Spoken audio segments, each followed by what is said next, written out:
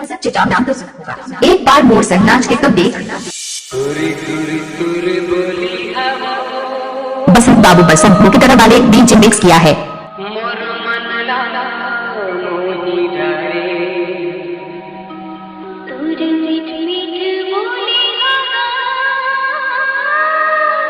बसंत बाबू बसंत की तरह वाले डीजे मिक्स किया है। DJ DJ DJ Mahendra gram Mundra.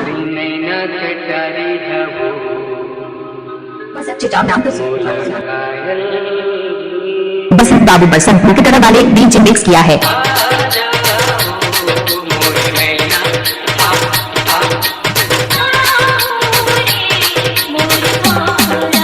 Yatindra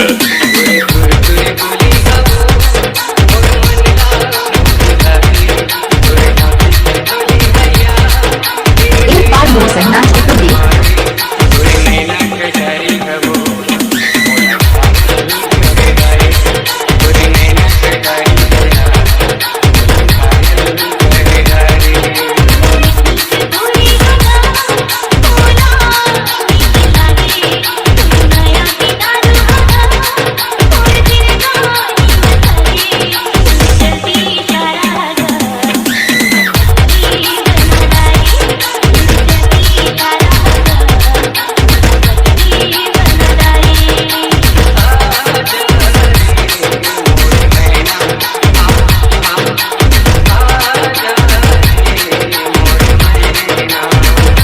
मोर संग नाच के तब देख।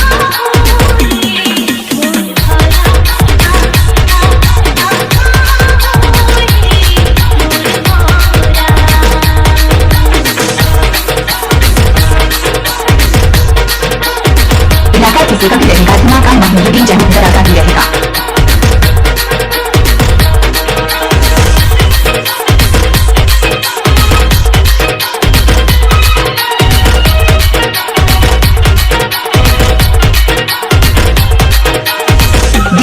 DJ DJ Mahendra gram Mundra.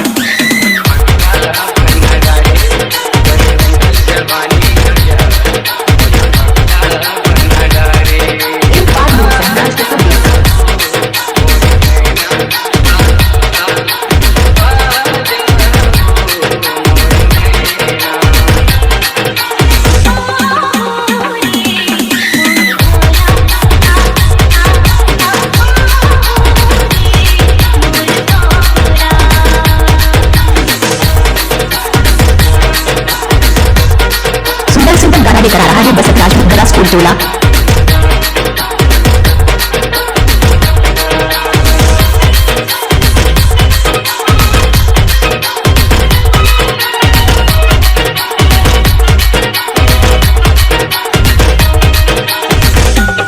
एक बार मोर संग नाच के तब देख।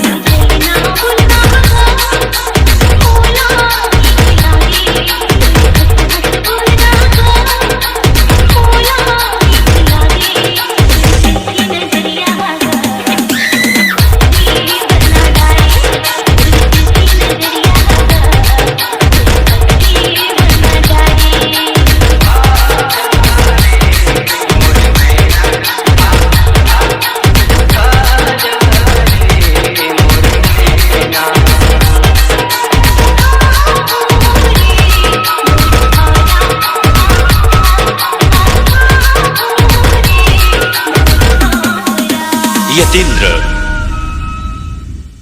बस अब चिटा नाम तो सुना होगा। एक बार मोर संग नाच के तब देख।